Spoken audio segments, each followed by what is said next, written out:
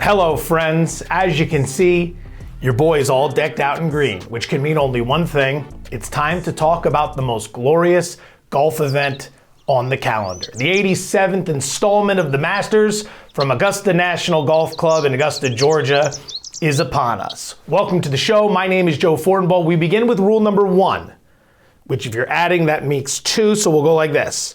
Rule number one. Many of you know this by now, but when it comes to events like this and beyond, you got to give yourself multiple outs when looking to make wagers. And by what I mean by multiple outs, multiple sports books with which you can shop. I want to give you a perfect example, all right? Jon Rahm is the number 3 golfer in the world. We're not going to use sportsbook names here. I'm just going to refer to them as sportsbook A and B, which very much do exist. To win the Masters at sportsbook A, number 3 ranked Jon Rahm is 7-1. At sportsbook B, he's plus 850. A $10 wager on Rahm to win at Sportsbook A returns $70 in profit versus $85 in profit at plus 850 when we're talking about Sportsbook B. Give yourself multiple outs. That's how you get an edge, or at least that's how you help mitigate the damage of the sportsbooks having an edge against you by laying the minus 110. All right, the best in the business, 10, 20, 30, as many outs as humanly possible. We're not telling you to go out and do that, but make sure you give yourself at least 2 options. Some guy might be 16-1 at book A, 20-1 at book B. That's a big difference when added up over the long term. Now, speaking of the favorites like Jon Rahm, we've got 3 that are at the top of the board this week. Rory McIlroy, Scottie Scheffler, the defending champion and number 1 player in the world, and Jon Rahm. At previously mentioned Sportsbook A, they are all 7-1.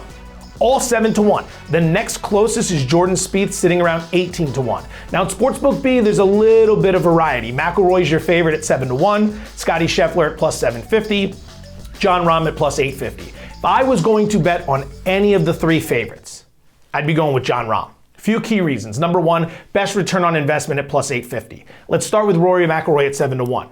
He's never won here before. And while I'm not necessarily going to hold that against him, Rory tends to be a slower starter at Augusta. He's broken 70 in the opening round once in his last 11 starts there. Last year's a perfect example of this. If you look at the final leaderboard, you see he finished just a few strokes behind Scottie Scheffler, and he was in second place. You'd think, oh my gosh, McIlroy played great. He needed to close huge to get within that gap. He was never in it at any point.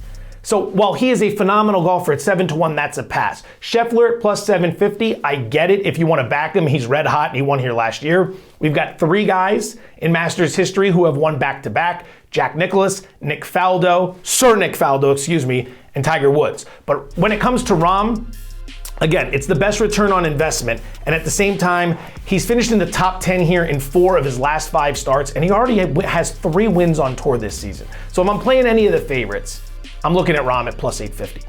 Now, no discussion about the Masters is complete unless you talk about 5-time Masters champion Tiger Woods, who is in the field. After missing in 2021, he returned last year. He made the cut. He finished 47th. His odds to win, 55-1. Hard pass. Love Tiger Woods. 55-1. There's a long shot I'm going to give you in a few moments here that I'm playing at 190-1. I think he's got a better chance than Woods. This isn't to knock Woods, but at this stage of his career, what's the likelihood that he strings together 4 solid rounds, that the body holds up, that the competition doesn't run away with it like Scheffler did last year, right? It's tough to put together 4 good rounds here. He starts fast, but we saw him fade last year. Now he's in a little bit better shape this season, but I'd keep that in mind. So I'm not playing 55-1, but make or miss the cut. Make the cuts minus 150, miss the cut plus 130.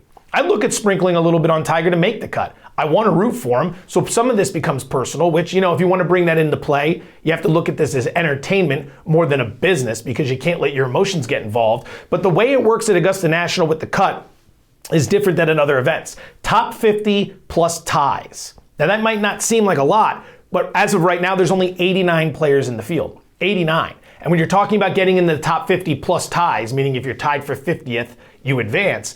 You've got old school guys that have won this event. I don't know if he's even playing this year, but like Fred Couples, for example, some of those guys, they're not going to contend. They're probably not going to make the cut. You got some amateurs and some others in there who are not going to be in it. So you really don't have to beat that many guys to get into the top 50.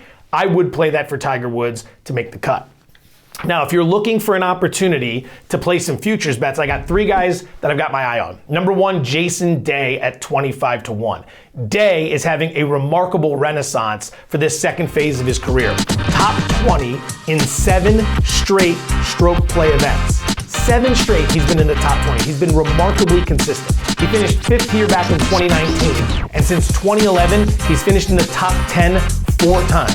He's played well at this course. He's played well at this course somewhat recently, and he's in fantastic form. Jason Day, 25-1. Number 2, Max Homa at a price of 30-1. Surprised this is 30-1, but it's based on his history here. He's made 3 starts at Augusta National. He's missed the cut 2 times. Last year, he finished 48. That's why we're getting 30-1. But he has been on fire this season. Total breakout candidate, in my opinion. 6 top 10 finishes and a win this year on tour. So Homa at 30-1, I'm absolutely getting involved in that price. And then finally, our long shot play, Chris Kirk, 190-1. Kirk notched a win earlier this year. I think it was at the Honda, which got him an invite back to Augusta for the first time since 2016. He's only played here, I believe, 3 times. Hasn't done a whole lot here. His best finish was a 20th in 2014, so it's been okay, but that's a while ago. But again, this season, he won the Honda. He finished 3rd in Hawaii. He's putting up a hell of a year, and at 190-1, we're going to look for a few long shots to cash in. Chris Kirk's going to be one of them. Now, another prop I want to focus on. A top 10 finish from Cameron Smith of the LIV Tour.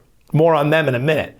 That's plus 140 for Smith to finish in the top 10. I have this priced more around even or plus 110, so at plus 140 I'm getting involved. Smith has had remarkable success on this course. He's been in the top 10 in 3 straight starts and 4 of the last 5 years at Augusta. But now that he's on the LIV Tour, you're not following as much, you're not talking about him as much. He does have a major championship under his belt. He's a tremendous golfer. He plays here, and he plays well here, really well here.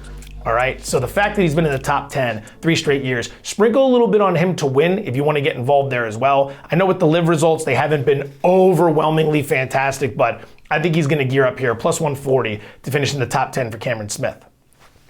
Speaking of those LIV guys, there's a prop out there right now. Will a LIV golfer win the Masters? Yes, 5-1. No, minus 700. You currently have 18 LIV golfers who will be in the field, which currently has 89 golfers. That could go up by a few. 18 of 89, that's 20% of the field plays on the LIV Tour. Now, if you want to take a shot on that 5-1, you're getting some former champions. Dustin Johnson, Patrick Reed, Sergio Garcia, Phil Mickelson, who his form is absolutely terrible. I wouldn't expect him to play well. You might want to bet on Mick to miss the cut. Bubba Watson, Charles Schwartzel. All those guys are on the LIV Tour. All those guys are in the field. All those guys have won before. You also get Brooks Koepka, the aforementioned Cameron Smith. I would not lay the minus 700 on the no because I'm worried about Dustin Johnson and Cameron Smith. That's what it comes down to. So would I play the yes at 5-1? I'd probably rather just play Dustin Johnson on his futures price and Cam Smith on his futures price. That's a wrap, ladies and gentlemen. The green looks good, doesn't it? Opening with hello friends. That's classy. That's how you get it going. This is Jim Nantz's final call at the Masters, by the way. Final four, final call at the Masters. Brings a tear to the eye. Brings a tear to the eye, but I'm sure we'll be seeing, you know what? No tear to the eye. The guy lives at Pebble Beach. He's doing just fine. He's had a hell of a career. Best of luck. We're rolling out a lot of stuff in the future at oddshark.com on the UFC, the Final Four, everything in between. Thank you for checking us out. I'm Joe Fortenbaugh. Best of luck with all your action.